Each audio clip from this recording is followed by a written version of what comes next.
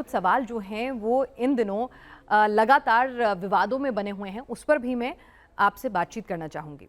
हमारे साथ लगातार न्यूज़ नेशन पर कथावाचक धर्मगुरु अनिरुद्धाचार्य जी जुड़े हुए हैं और उनसे हम बात करेंगे कि सनातन को लेकर जो तमाम तरह के सवालात उठ रहे हैं, जो तमाम तरह के बयानात आ रहे हैं, उस पर भी मैं उनसे उनकी राय जानना चाहूंगी। सबसे पहले अभी ताज़ा विवाद जो है अनिरुद्धाचार्य जी, वो है सनातन में चमत्कार की एंट्री को लेकर। चमत्कार की एंट्री हो गई है। बाबा बागेश्वर के बाद पंडोकर सरकार, दूसरे सरकार, कई सारे ऐसे बाबा आ गए हैं जो कह रहे हैं चमत्कार को नमस्कार करें, और ये सनातन की पहचान है या नहीं, इसको लेकर भी विवाद है। कई धर्मगुरु कह रहे हैं कि हाँ सनातन में चमत्कार है, कई कह रहे हैं कि बिल्कुल गलत है। आपकी राय? चमत्कार तो हैं हमारे यहाँ, सिद्धियां बड़े बड़े संतों के पास थीं और चमत्कार होना कोई आश्चर्य नहीं है। चमत्कार की परंपरा अनादि है और बहुत सारे हमारे यहाँ चमत्कार हुए हैं। बड़े बड़े ऋषियों ने, संतों ने, साधुओं ने चमत्कार किए हैं, तो चमत्कार की पद्धति रही है। पर संत लोग भजन में मस्त रहते हैं, चिंतन में, इसलिए वो प्रकट करते नहीं। उनकी प्राप्ति भगवान की उनका लक्ष्य ईश्वर की प्राप्ति है। वो चमत्कार में उलझते नहीं हैं, क्योंकि चमत्कार में उलझना मतलब भगवान से दूर हो जाना। तो साधक जो है वो भगवान के करीब रहना चाहता है, तो वो सिद्धियों को छोड़ता चलता है। जब सारी सिद्धियों को छोड़ता है तो ईश्वर पकड़ में आते हैं। यदि सिद्धियां पकड़ लेगा तो भगवान की प्राप्ति में बाधा ये सिद्धियां ही हैं। इसलिए संत जो हैं वो हैं सारी सिद्धियां, पर वो अपने आप को भगवान में लगाते हैं। पर कोई दिखा भी रहा है तो आश्चर्य नहीं है भाई। दिखाने में आप वो दिखा रहे हैं, आप देख लो। ना दिखाने वाले का नुकसान है, ना देखने वाले का नुकसान है। क्या नुकसान है? लेकिन महाराज जी, जिस तरह से बागेश्वर धाम में सिद्धियों के बल पर भूत भगाने का दावा, बीमारी ठीक करने का दावा किया जाता है, आपसे जानना चाहूंगी, अभी आपके हाथ में मैं देख रही हूं कि आई वॉच है, आप तमाम तरह के डिजिटल इंडिया के साथ जुड़े हुए हैं, अपनी कथाओं में भी आप इस तरह की टेक्नोलॉजी का भी जिक्र करते हैं। तो इस युग में जब हम एक तरफ तो अंतर्राष्ट्रीय स्तर की चिकित्सा प्रणाली को हिंदुस्तान में लाने की बात करते हैं, तो ऐसे में चमत्कार के जरिए बीमारी ठीक करने का दावा आपको कितना वाजिब लगता है?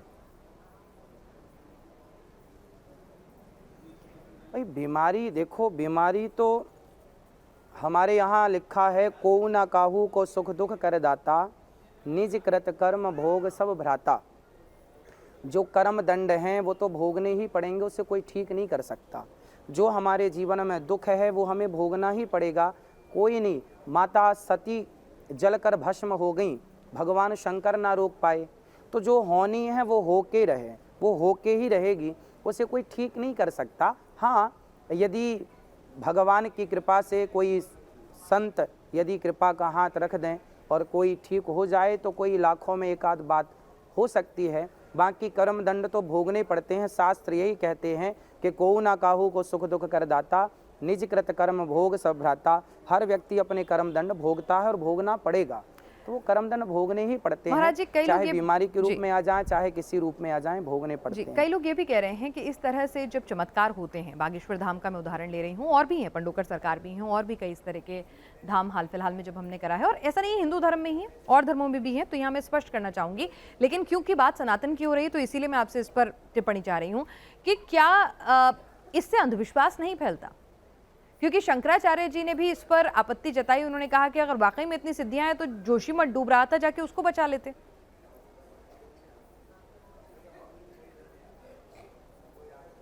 देखिए, चमत्कार का अर्थ ये होता है कि माँ अपने बेटे को दवाई खिलाना चाहती है, तो दवाई खिलाना उद्देश्य होता है। बच्चा खाता नहीं है तो माँ लड्डू रख देती है सामने, बेटा दवाई खाएगा, लड्डू मिलेगा। तो माँ का उद्देश्य लड्डू खवाना नहीं है, दवाई खवाना है। दवाई के साथ साथ लड्डू माँ लालच में देती है। यदि कोई भगवान से इस लालच से जुड़ना चाहे कि भाई ये चमत्कार देखकर, तो चमत्कार होते हैं कि भाई भगवान से जुड़ो, धर्म से जुड़ो। चमत्कार का लड्डू देखकर या चमत्कार का लड्डू खाकर जुड़ो, बस जुड़ो। ईश्वर से जुड़ना उद्देश्य है, चमत्कार दिखाना उद्देश्य नहीं है।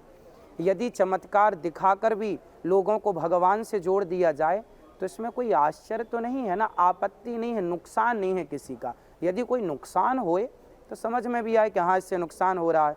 भाई जैसे हमें तो चमत्कार की ज़रूरत नहीं है, हम तो धर्म को, ईश्वर को बिना चमत्कार के मानते हैं।